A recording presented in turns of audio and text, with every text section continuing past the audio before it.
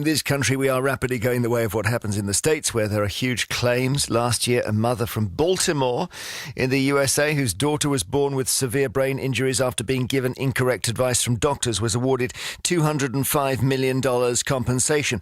Should we be going that way? Because after all, when something goes wrong, it can have enormous and long-lasting consequences. Or because the NHS is publicly funded, is it time to say, I'm sorry, if you come into a hospital and you get operated on, you accept the risk and you have to sign something saying, at my own risk, and there won't ever be a payout. 08000 288 291, email vine@bbc.co.uk. We're joined by Suzanne White, who you heard in Angus's report from the Association of Personal Injury Lawyers. Lawyer herself, specialises in clinical negligence. Mike Parry is with us too, journalist and broadcaster. Mike, you've got severe doubts about the sums involved here. Well, not really. The last part of that report saying that you could sign a report at my own risk, OK? That does not cover a baby who's been born badly disabled because of a problem in delivery, OK? That baby didn't have a choice to be in that hospital. That baby was born badly. That baby's got to be compensated. The family have got to be compensated, has to be looked after for the rest of its life. So we should set up an independent board to look after cases like that. What gets me, and I'm sure Suzanne will have a view on this, is the first thing you do when you go to a website to say compensation NHS is a raft of ambulance chasing lawyer companies who put up things like hurry up while you can, 24-hour free phone response, case studies. They've even got a claim calculator for you to have a look at to find out whether it's worth you suing, and you can get a load of money. Now, that is ambulance chasing. We need to get rid of that side of the business, and we need to set up a body, something like the Supreme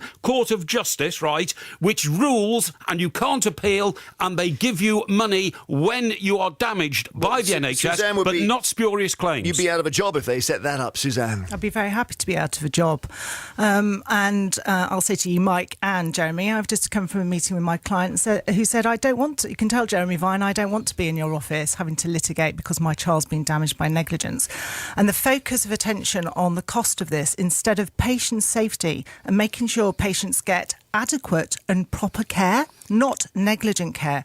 These figures represent cases where patients have been treated negligently.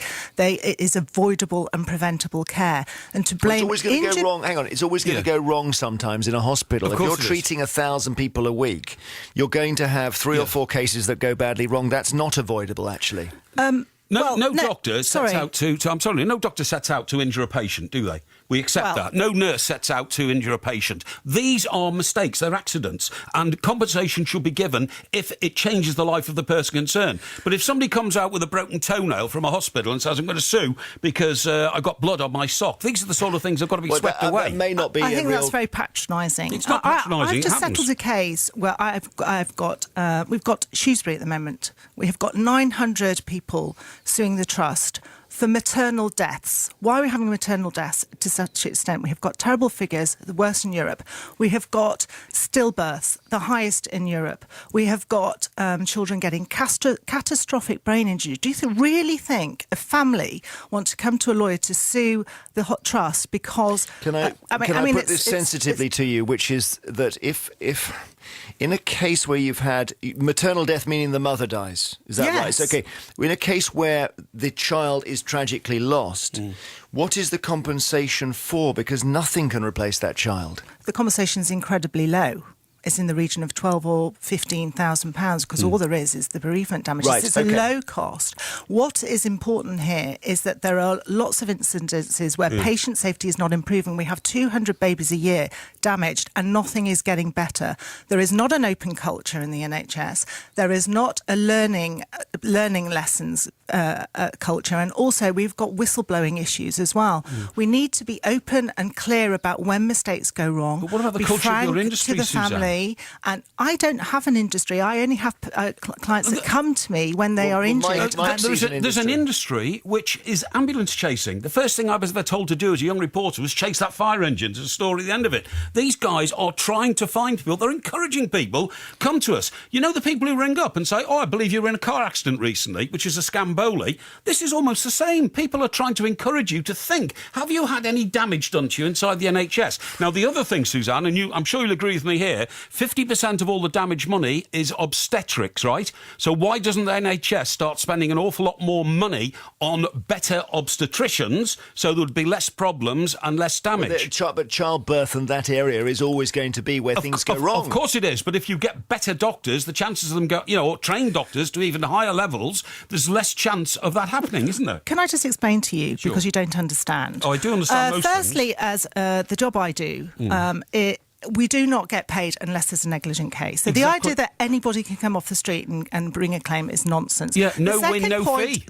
Yes, exactly. The No win, second no point, fee. Well, that's encouraging so you won't people. have a fee They've got no unless risk. there is negligence. Secondly, there's about 1 million accidents a year. Very few people bring claims against the NHS. I can tell you that. And thirdly, your point is right. There is real concern about staff shortages. There is a shortage of 3,500 midwives, and the idea that we can try and improve maternal care with those kind of shortages of doctors and nurses, the issue, and and the money coming NHS out should in be lawsuits, supported. surely. Yeah. Because No, once but the if- money comes out in lawsuits, there's less to spend on care. Of course there is. But And you also, can't hang on, blame Mike, hang on. the injured patient. The injured patient is there because of negligent care that no responsible doctor would give. We're not talking about just an injury. We're talking about care that no responsible doctor would give. That Right. bar is very high. The to NHS, prove. Susan, lose 76% of their cases, OK? And some they just cave in and they give money and all that. Shouldn't you be part of a body to say those 76% of cases that are lost have racked up huge amounts of legal costs, OK? Don't bother with the legality of it all. Have an independent tribunal of doctors, of clinicians, of NHS staff to say, we rule, no jury, we rule, and that's it. And then you would save tens of billions of pounds in legal fees. So no wouldn't you? legal process, no lawyers. No, yes, absolutely. Well, we embrace the idea that legal costs come down. In fact, what do you family do about costs it? have come down. It's in fact the defendants' costs that have gone up who are defending claims. Well, just so I'm clear on this one thing. Yeah. We started with the idea, Suzanne, that you could sign something that says anything that happens in this hospital happens at my own risk. Now, obviously, if you're on the receiving end of a serial killer like Harold Shipman, that's a different thing. Yeah. But most doctors are doing their best. And you accept that if your doctor has an off day, it is actually just bad luck. You have to have your own insurance for that. Well, I think many people will say that until it actually happens to you. And Mike, when you are paralysed because you went in for just a normal operation, you can't work anymore. You want to have to be compensated. Yeah, I've said you that. have to When be it's a compensated clear, appropriately. open and shut case, then, and if you go into hospital to have your leg taken off and a doctor takes off the wrong leg or something like, you need to be compensated. I agree. What I'm saying is the vast majority of this bill we're talking about are legal costs, and we need a ruling body to adjudicate. We should not have legal discussion over people's misery in hospitals. All right. Go on, Suzanne. Last word to you.